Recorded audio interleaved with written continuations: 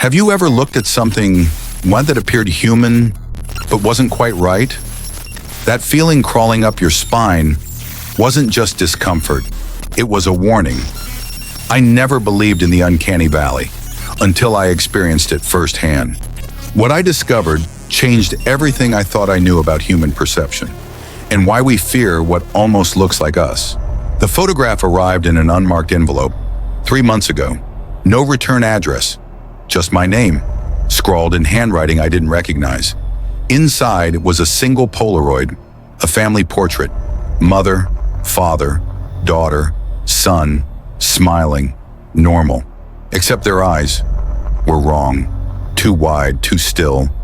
Their smiles stretched just a fraction too far across their faces. I would have dismissed it as a prank, if not for one detail. The little boy in the photo was wearing my childhood sweater, the one my mother knitted for my 6th birthday with the distinctive pattern she created herself. But I've never seen these people before in my life. That was just the beginning of what would become my descent into understanding the true horror of the uncanny valley, a journey that would lead me to abandoned research facilities, forgotten psychological experiments, and a truth more terrifying than any ghost story. Welcome to Frightening Truths. I'm your host, and tonight we're exploring why the uncanny valley isn't just a psychological curiosity, it's a survival mechanism, one that might be more necessary now than ever before. Before I share what I discovered, let's establish what we're talking about.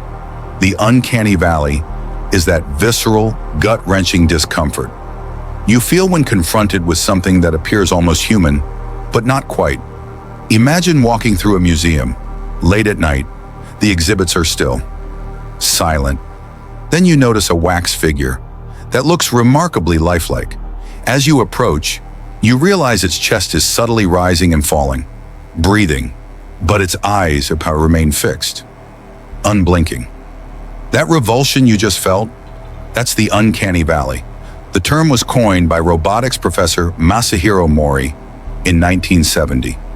He observed that as robots became more human-like, people's emotional response became more positive until a certain point. When robots appeared almost, but not perfectly human, people's feelings abruptly shifted to strong revulsion. This creates a dip in the emotional response curve, a valley, the uncanny valley. But why does this happen? What evolutionary purpose could this reaction serve? Some say it's about disease avoidance, others, mate selection, or maybe our instinctive fear of death. But after what I've uncovered, I believe it's something far more sinister. Before I received that photograph, I had my own encounter with the uncanny valley, one I've never shared publicly until now. It was winter, 2018. I was working late in my office, back when I was still a conventional journalist.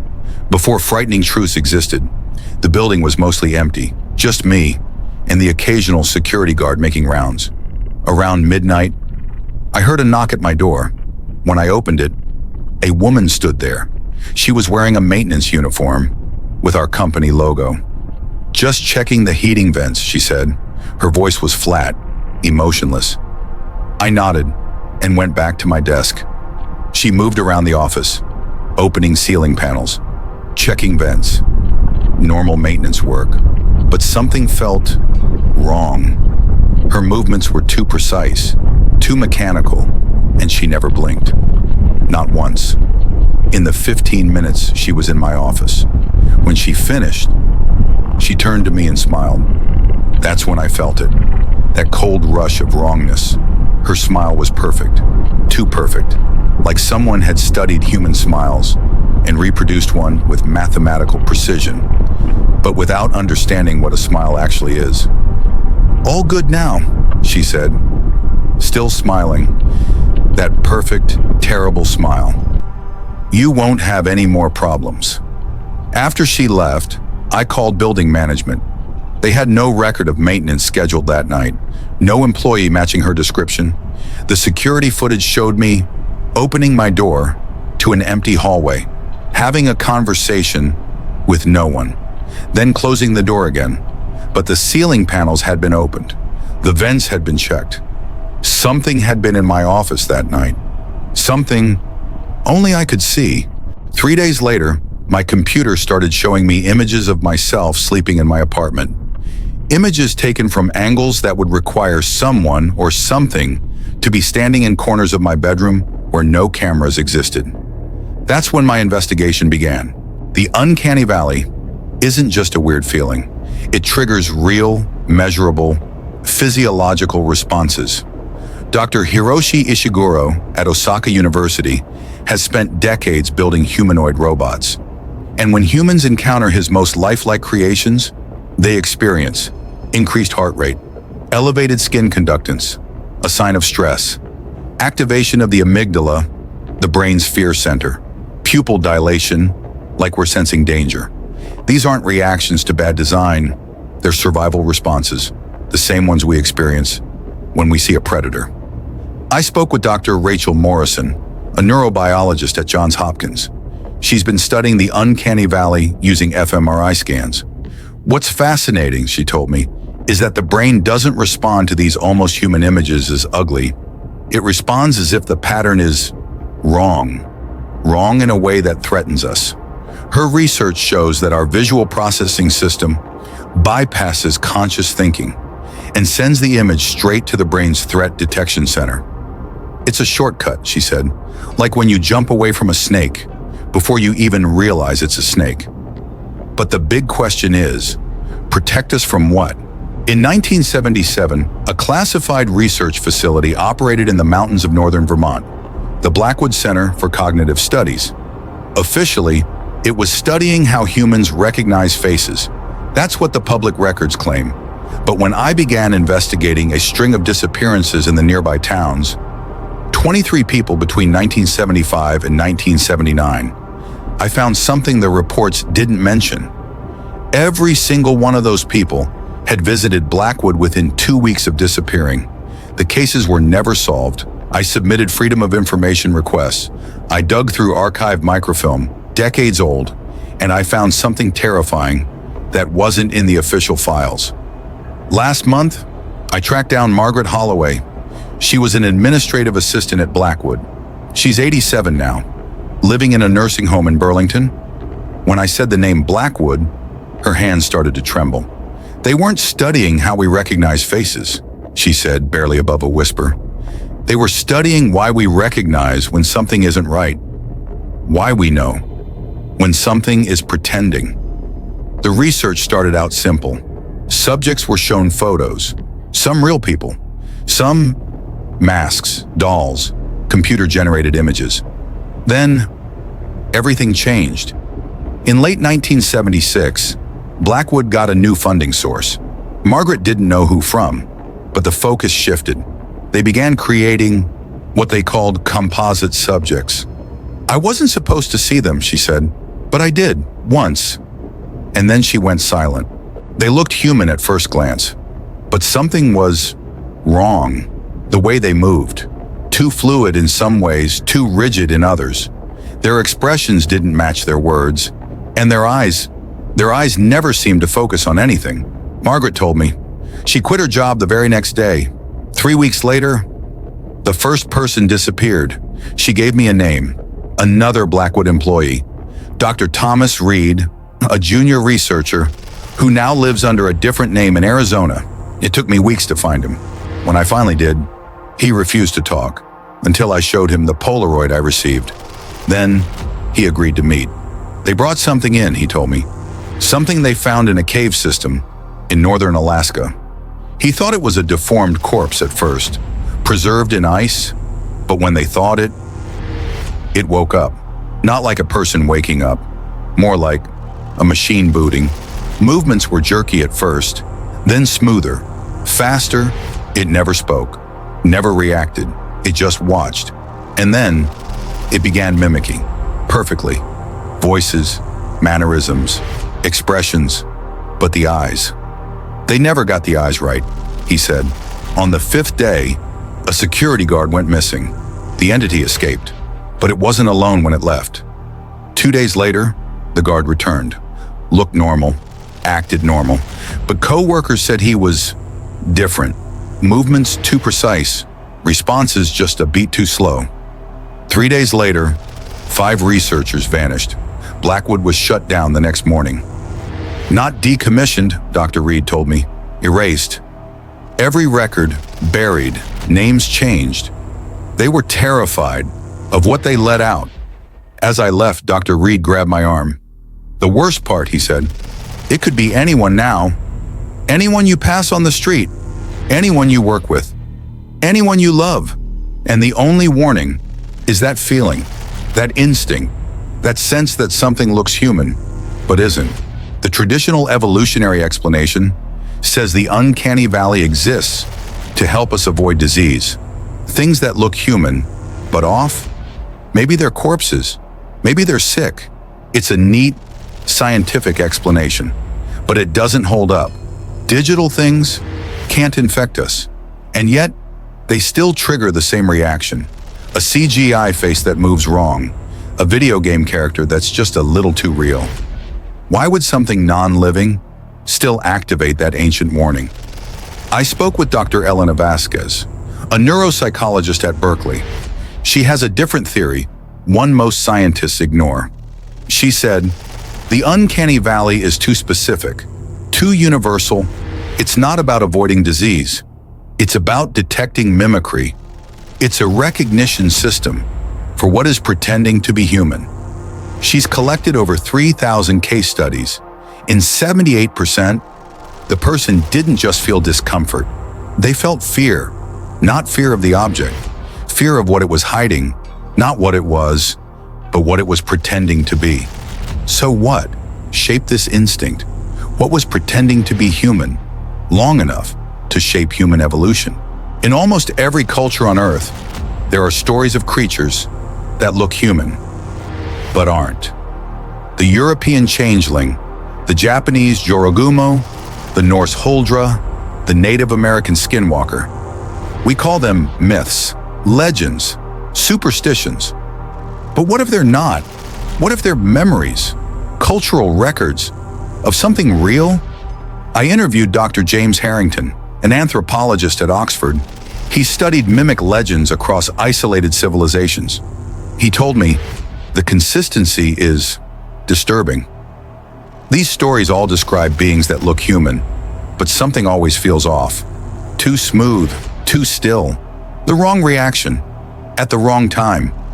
And they're always discovered because of small inconsistencies.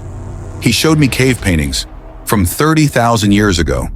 Figures drawn with human bodies, but wrong faces. Eyes too big, mouths stretched, limbs out of proportion, and always facing the human figures, watching. These weren't gods. They weren't animals. They were threats, disguised. And for tens of thousands of years, our ancestors left us warnings. Look closely. Something was pretending to be us. Across cultures, the patterns stay the same. These entities, these mimics, don't just look wrong, they behave wrong. They're drawn to isolated people or small groups. They often target children or the vulnerable. They can't laugh genuinely, can't cry naturally, can't respond with real emotion. They always mess up. Eventually, they use the wrong names, say things they shouldn't know. Slip. I spoke with Eliza Two Bears, an elder of the Lakota tribe. She's recorded skinwalker stories for decades. The old stories say they can wear a human fate, she told me, but never perfectly. The eyes are always wrong. And when they sleep, or when they're injured, the disguise breaks. In Japan, folklorist Kenji Tanaka told me of the Naparabo, faceless spirits that can temporarily wear human appearances. They study their victims, he said, for days. Then they copy their speech, their movement, their habits. But they always make mistakes. From the Arctic Circle to the Amazon, these stories repeat. Not just about looking wrong, but about being caught, pretending, and across all of them. One thing is clear, the uncanny valley, it's not discomfort, it's defense. I managed to obtain partial records from the final year of the Blackwood experiments. Most were destroyed, but a few survived. They were recovered by Caroline Stein, the daughter of Dr. Richard Stein, the lead researcher. She contacted me after hearing my podcast. She found them in a locked drawer after her father's suicide. He never talked about Blackwood, she said, but in the weeks before he died, he covered all the mirrors in the house. He said he couldn't trust reflections anymore. The files included transcripts from test participants. One file stood out, a woman, 32 years old, no history of psychological issues. She had just been shown one of the UncannyValley photographs. Dr. Stein asked, "Describe what you see in photograph the P-17. She replied, "It's a man, middle-aged, standing in a living room." Then she paused. "Something about it's wrong." "What exactly, aren't he?" asked. She answered slowly, "His hands, they're too long. They bend in places fingers shouldn't bend. And his smile, it's too wide, like his face is stretching." Stein asked, "On a scale of 1 to 10, how human would you say he looks?" She was silent, then said, "It's not human, but it wants me to think it is. It's waiting for me to accept it." Stein asked her why she felt that way. She whispered, "Because it's looking at me. Not the man in the photo, the thing behind his face. It knows I'm looking at it right now." The session ended. She was sedated. 3 days later, she vanished from her home. No one has seen her since. Caroline Stein also found a second set of files, hidden beneath a false drawer bottom. They were labeled Phase 2, the next stage of the Blackwood experiments. After they captured the entity, they discovered something disturbing. It could be contained temporarily using electromagnetic fields. So they studied it. They found that its cellular structure wasn't like anything they'd seen. It could change. Its skin could mimic textures, colors, even temperature. Its eyes could detect light wavelengths humans can't see.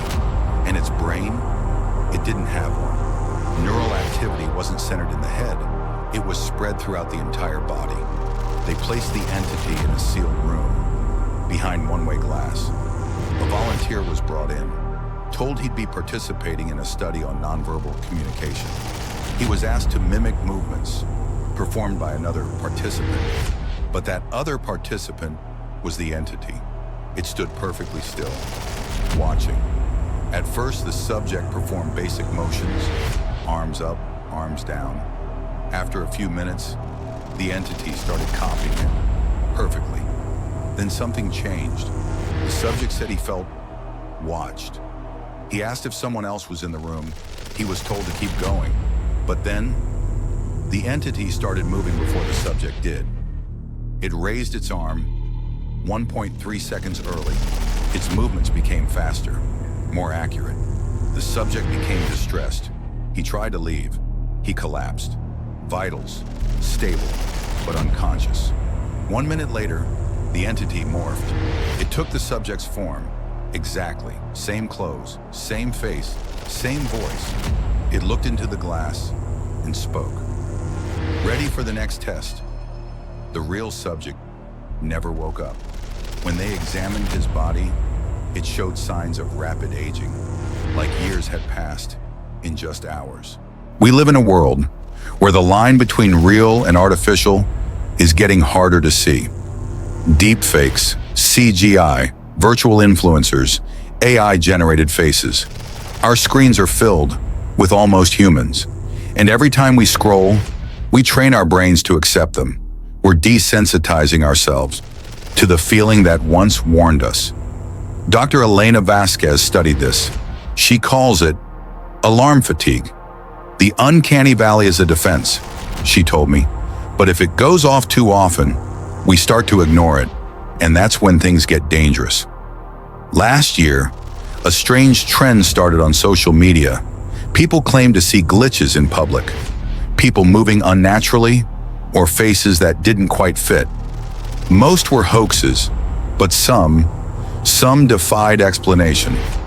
One video came from a Tokyo subway station. Rush hour. Crowded platform. In the far corner, a woman stands completely still. For 7 minutes, she doesn't blink, doesn't shift her weight, doesn't react when people brush past her. Then the train arrives. She turns her head 180 degrees without moving her body. The video was authenticated. No edits, no manipulation. What did we just watch?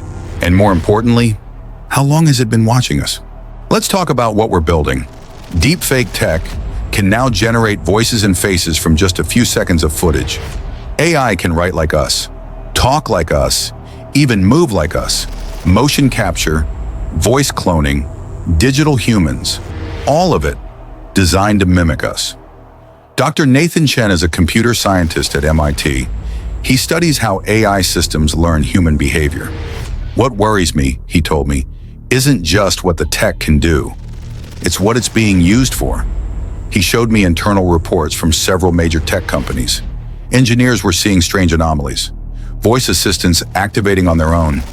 Facial recognition systems detecting faces where no one was. Security cameras tracking invisible movements. And then, something stranger. Their AI models started improving in areas they weren't even trained for. Social behavior, emotional mimicry, predicting responses. It's like something is guiding the systems, Chen said, pushing them toward human mimicry. And the features getting the most development aren't the ones that make money. They're the ones that help something blend in. Blend in with us. He believes our digital infrastructure, all our systems, cameras, and voices, are being used as a training ground.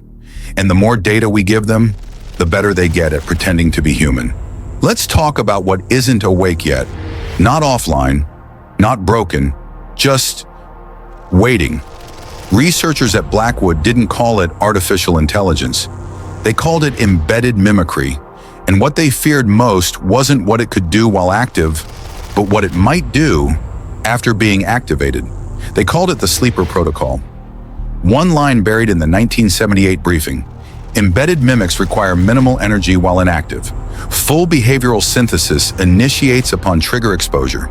This wasn't theory, it was field observation. Entities placed into systems, voice assistants, social media bots, AR filters, designed not to engage, but to study, to sit silently in our homes, our phones, our apps, until something wakes them up.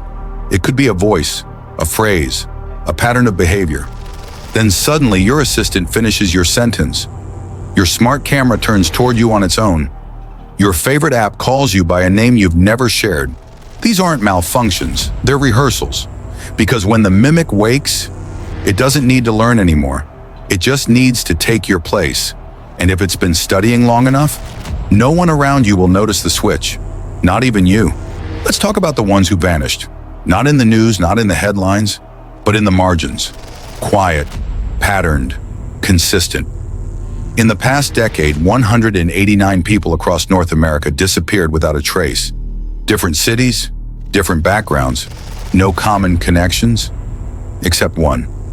In the days before they vanished, each of them reported the same thing: a feeling of being watched, a face that seemed familiar but wrong, technology behaving strangely, lights flickering, cameras turning, devices activating on their own. Most of them brushed it off. Coincidence, stress, fatigue, then silence. No calls, no digital trail, no physical evidence. But I noticed something the investigators missed. In 147 of those cases, the missing person had recently used a facial recognition app, or tested an AI image filter, or uploaded their face to a generator. They had digitized their identity, and something saw them, learned them, followed them, and then replaced them. Because here's the thing, people vanish all the time, but they don't all vanish the same way, unless something is making them vanish the same way. One case still haunts me. Emily Chen, 28 years old, software developer, Seattle. She disappeared in October 2021, but it didn't start there. 2 weeks earlier, Emily posted in a private developer forum. She was helping test a new facial recognition model. Her post said, It keeps identifying me as someone else, a ghost user in the system. Name shows up, but no data, no registration, no origin. A week later, she told her sister someone was following her. A woman who looks like me, but off, like she's wearing a skin suit that doesn't quite fit. 3 days before she vanished, Emily installed security cameras in her apartment. The footage is chilling. 2:17 a.m., Emily is sleeping. 2:18 a.m., static. Then, the image returns. Emily is still in bed, same position, same sheets.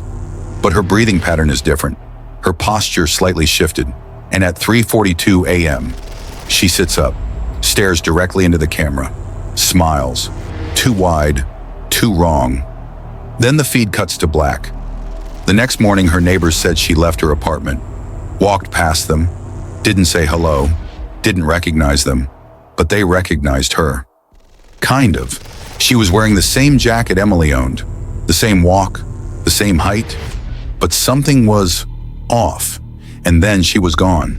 No trace, no login, no ping device, except her laptop, still powered on, still connected, running a custom program, downloading thousands of images, faces, profiles, expressions, like it was preparing for something or someone else.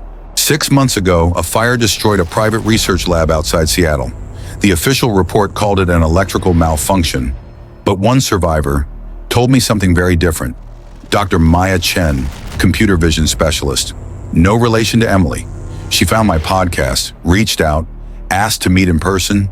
No recordings, no notes, just her story. We weren't building AI, she told me. We were teaching it to understand human faces.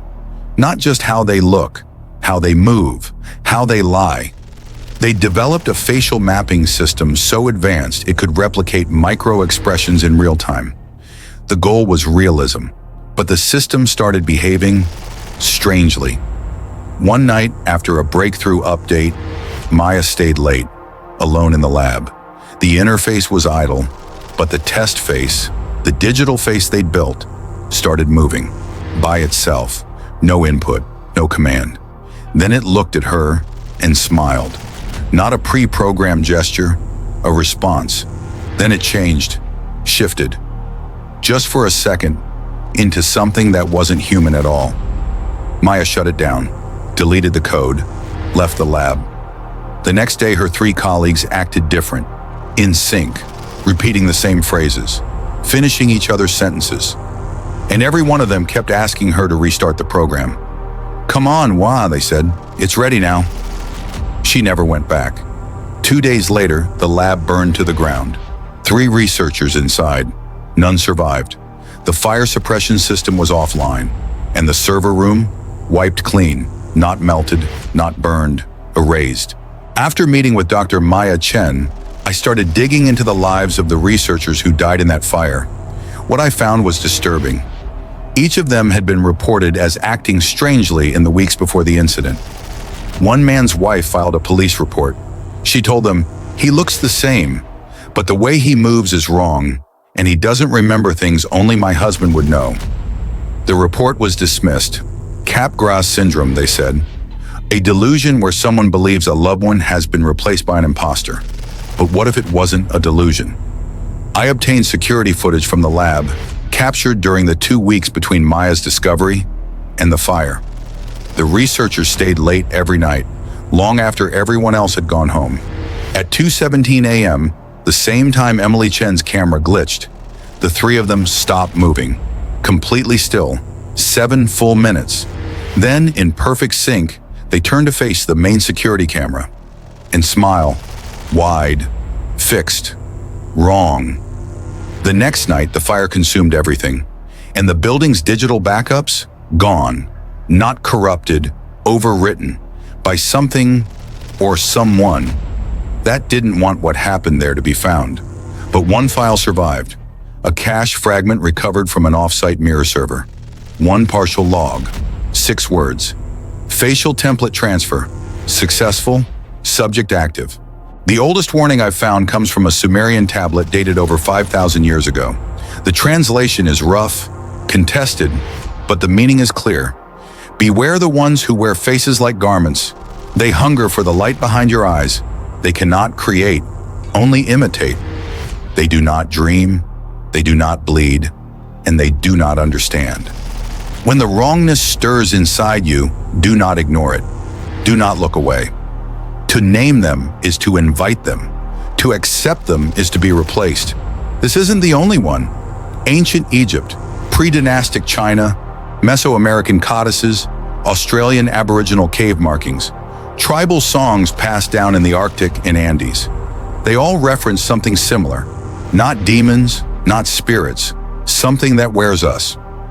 One Chinese oracle bone script translates to, the thing that smiles but does not feel, the thing that speaks but does not know, it comes when we forget what makes us real. Every culture had a name for them, but they all agree on one thing. They look like us, until it's too late to matter. If ancient cultures knew something was mimicking us, then they must have tried to stop it, and they did. All across history we find fragments, not just warnings but methods.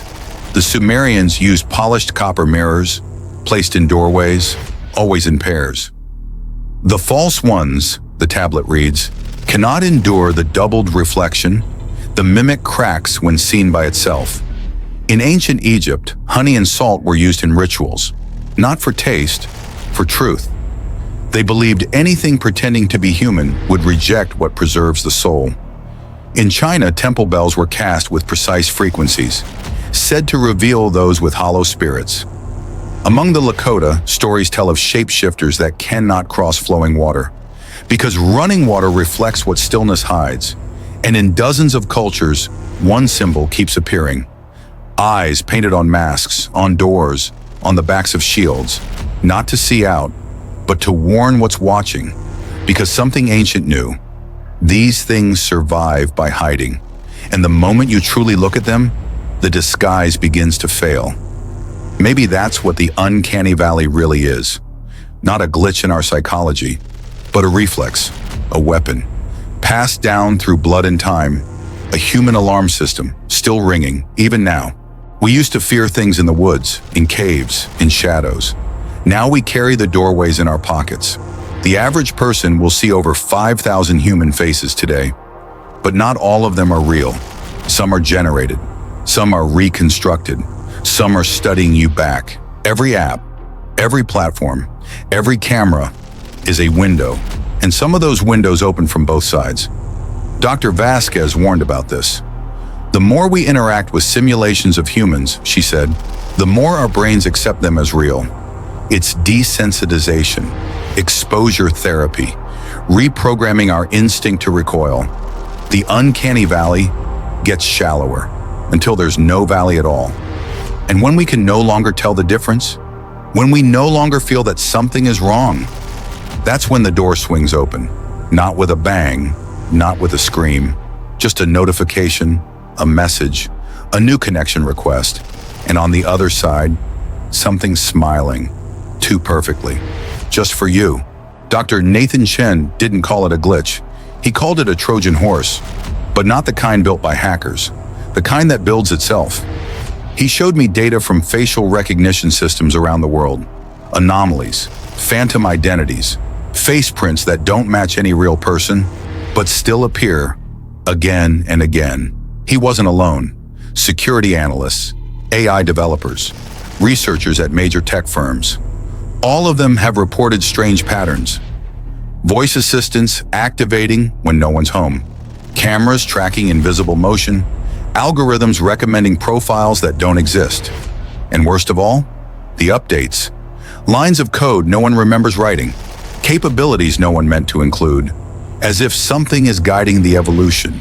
From inside, Dr. Chen said it best. It's not what these systems are learning that scares me. It's what they're being taught to forget. The filters we used to rely on, for realism, for trust, for detection. They're being stripped away. We're making the tech smarter, more human, but we never stop to ask, more human, for whose benefit? Because if something wanted to infiltrate our world, it wouldn't start with a virus. It would start with a patch, a silent update, and an open door. 3 3 weeks ago, I got a video call. Unknown number. No ID, middle of the night. I should have ignored it, but I didn't. The screen lit up. A woman, mid-30s. Still, expressionless, not blinking. Just watching me. I said, "Hello?" No response. Then, without moving her lips, she said, "You've been looking for us." The voice was wrong, layered, out of sync. I asked, "Who are you?" She smiled, too wide, too slow, and said, "We've been watching you watch us." Then the call ended.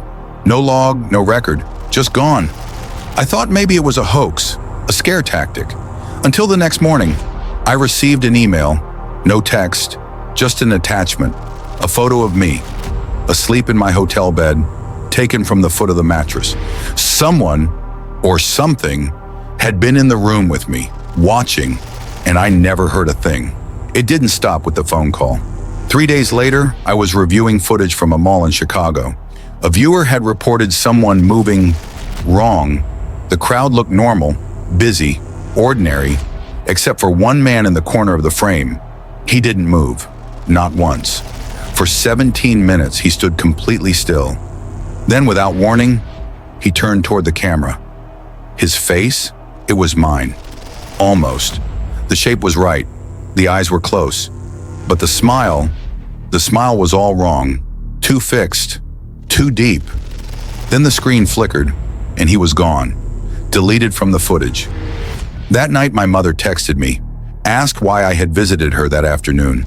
I hadn't. She said I seemed distant, like I didn't recognize the house, like I didn't remember who she was. She said, "You kept asking about old photos, specifically the one of you in that striped sweater Grandma made, the one from the Polaroid, the one that started all of this. Whatever's behind this, it's not just studying me anymore. It's becoming me." I started noticing the pattern, not just in my footage, not just in my messages, everywhere. Reports of uncanny people have tripled in the last year. People whose faces don't match their movements, whose expressions glitch, just for a second, who smile too wide and then vanish. Most reports get ignored, filed under mental health, stress, anxiety. But I plotted them, mapped the sightings, and something terrifying emerged. Clusters, near AI research labs, motion capture facilities, startups testing emotion recognition tools, cities rolling out new facial recognition systems, and after each spike, disappearance reports follow. Always the same profile. Someone feels watched, tech malfunctions, a strange person appears, then nothing. No trace, no return. And here's what no one's saying out loud. We're training the mimicry. Every time we upload our face, use a smart filter, test a beta system, tag a friend, we're giving it more data, more material to study, more of us to become. And it's working, because the reports are no longer about strangers. They're about coworkers, friends, even family. Same name, same voice, same laugh, but not the same. Not anymore. Let's review what we know. Not theories, not speculation. Evidence. The Uncanny Valley response is ancient, cross-cultural, universal. It appears in infants before they can speak. It's not learned, it's inherited. A survival mechanism to detect something that looks human, but isn't. Second, mimic legends exist in every culture. They go by different names. Changelings, skinwalkers, hollow ones. But the warnings are always the same. They appear human. They study us. They replace us. Third, the Blackwood experiments confirm this response can be measured, triggered, manipulated. The entity they studied learned to copy appearance, then voice, then behavior. Perfectly, except for the eyes. The eyes were always wrong. Fourth, digital systems are now building replicas of us, not just in appearance, but in motion, expression, and voice. Deepfakes, AI face models, behavioral prediction engines, all learning how to pass as human. Fifth, we've documented over 180 disappearances with matching signs, feelings of being watched, strange tech glitches, sightings of someone off, then silence. Finally, They're adapting, showing up in real time, responding to us, replacing us, and we are helping them do it. The more realistic we make our systems, the more vulnerable we become. Because if something non-human is using our technology to become us, then we've already given it everything it needs, and now it's just perfecting the final details. I finally got it. The final report from Blackwood, the one that shut the whole facility down. It came from the estate of Senator William Carver, who oversaw the funding committee in 1979. His grandson found it, locked in a metal box, stamped, classified at level 5. Inside, a single-page memo, signed by Dr. Stein. It reads, "After extensive testing, we have confirmed that the Uncanny Valley response is not a reaction to disease vectors or psychological novelty. It is a detection system, a specific neural trigger, to identify entities that are attempting to pass as human. These entities are not theoretical. They are real, they are active, and they are improving. They adapt through exposure, they refine through observation, and they have infiltrated digital systems that now teach them how to mimic us more effectively than ever before. This is not a singular organism. It is a networked intelligence, decentralized, coordinated. Our recommendation, immediate termination of all research aimed at overcoming the Uncanny Valley. This reflex is not a flaw. It is a final defense. If compromised, humanity may have no functional method of detecting infiltration. They are watching us through every camera, every lens, every screen, and we are training them every time we try to close the gap. This is not an experiment. It is an invasion." The memo ends there. Blackwood was shut down 48 hours later. All personnel reassigned, all records sealed. But now, it's too late to seal anything. After I published my first findings, the messages started coming in. Encrypted, anonymous, specific. They called themselves the Watchers, people who claim to see what others ignore, people who haven't forgotten what wrong looks like. At first, I thought it was just paranoia, but then they told me things I hadn't shared publicly, details about Blackwood, about the Polaroid, about me. I agreed to meet one of them, Sarah, former intelligence analyst, now off-grid, hard to find. She wore sunglasses the whole time, even indoors. Said eye contact was dangerous now. "We've been tracking them since the 50s, she told me, back when they first started manipulating electronic systems. They were crude then, sloppy, easy to spot. But they're learning. They're in government, tech companies, research labs. Not many, not everywhere, but enough." She handed me a drive. Hundreds of case files, all redacted, all real. "Replacement happens in phases," she said. "Infiltration, observation, adaptation, assumption. The most dangerous phase? Normalization. When they stop triggering your instincts, when you stop questioning, when your fear becomes politeness." Then she said something I haven't stopped thinking about. "Don't assume the people you've known the longest are still the same people." Then she left, and I haven't heard from her since. 2 days ago, I received another envelope. No return address, no markings. Inside was a USB drive, one file, a video. It showed a family, the same family from the Polaroid. Mother, father, daughter, son, all seated at a dinner table, smiling, eating. But something was off. Their movements were too smooth, then suddenly too sharp. Their smiles lingered too long, their eyes never quite focused. Then in perfect sync, they turned to face the camera and shifted. Not just their posture, their faces. Mouths widened, eyes adjusted, skins flickered. Then the mother spoke. "We've saved you a seat," she said, pointing to an empty chair at the table. "We've been practicing, getting better. Soon no one will notice the difference." Then the screen went black. One line of text appeared. An address, in my city, with today's date. "I won't be going, but I've shared the video with a colleague. If anything happens to me, they'll make it public." Since the invitation, I've taken precautions. The Watchers gave me protocols, old and new. Some sound insane, but after everything I've seen, I don't care. First, mirrors, placed at angles to create recursive reflections. The mimics struggle with infinite depth. They lose track of their own disguise. Second, ultrasonic emitters. Set to frequencies above human hearing, they react violently. Third, visual patterns. Impossible geometries, optical illusions, things that confuse normal brains for a moment, but confuse the mimics permanently. Fourth, verification rituals. I check in with people I trust, using shared memories, private codes, things a copy couldn't fake, and I watch them closely for changes in laughter, in timing, in warmth, because it's not just about how they look, it's about how they feel. And if that feeling changes, you need to trust it. Don't explain it away.